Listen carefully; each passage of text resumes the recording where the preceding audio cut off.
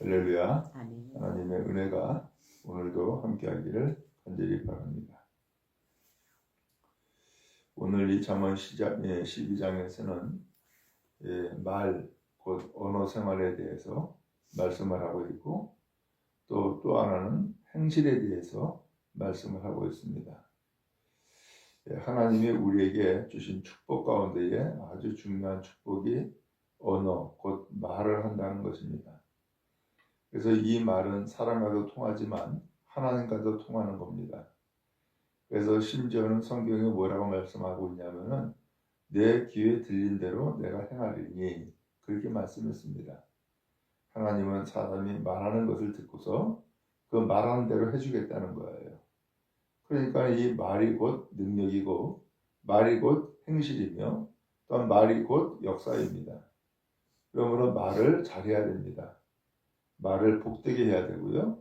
말이 열매가 맺는 말을 해야 됩니다. 1절 말씀해 보니까 훈계를 좋아하는 자는 지식을 좋아하거니와 징계를 싫어하는 자는 짐승과 같으니라.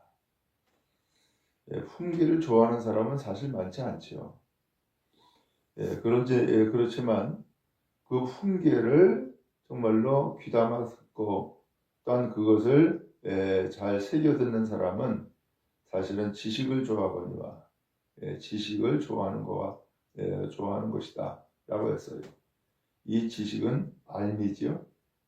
이 알은 곧 뭘 얘기를 하느냐? 하나님을 알고 하나님의 뜻과 섭리를 아는 것을 표현하고 있는 겁니다.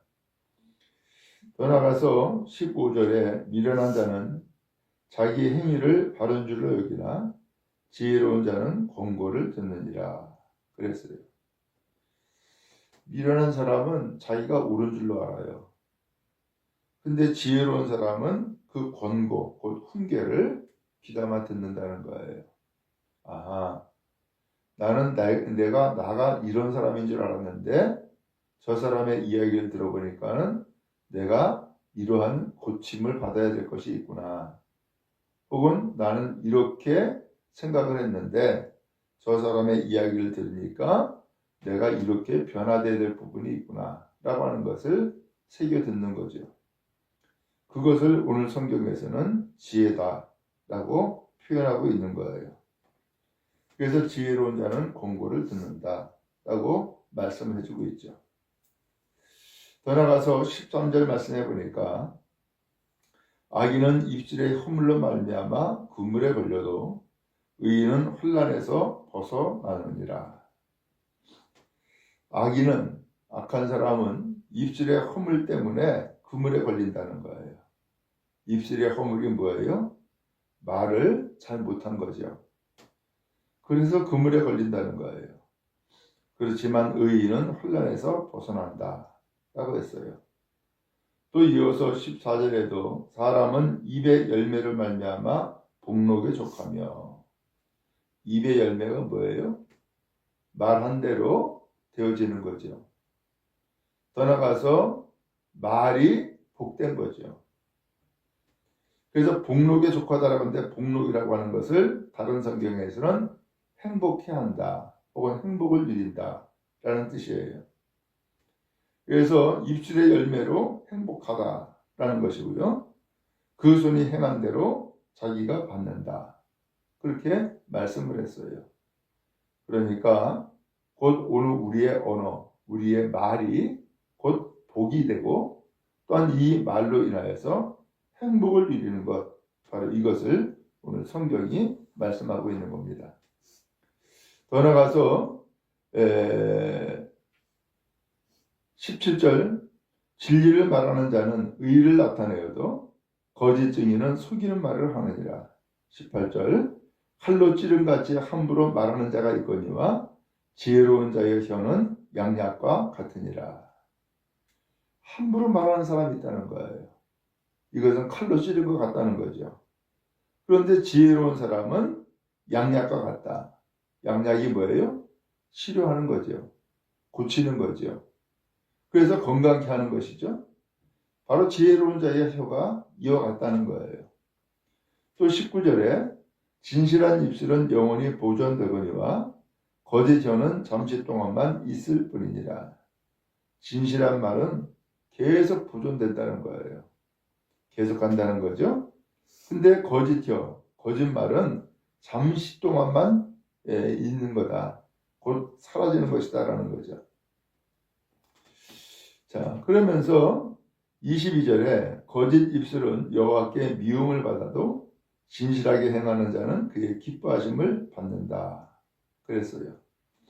곧 하나님이 기뻐하는 말이 있다는 거죠. 반대로 하나님께서 미워하는 말이 있다는 거예요. 그러면 무엇을 하나님이 기뻐해요? 진실하게 행하는 자. 바로 이것을 진실하게 행하는 자라는 것은 진실하게 말하는 자를 표현하고 있는 거죠. 왜냐하면 22절의 앞부분에 거짓 입술은 여호와께 미움을 받는다라고 표현했어요. 곧 거짓의 입술과 반대되는 표현을 진실하게 행하는 자라고 표현하고 있는 거죠. 거짓의 입술이 뭐예요? 거짓말이죠. 하나님이 미워한다는 거예요. 그러나 진실하게 말하는 사람, 그의 기뻐하심을 받는다.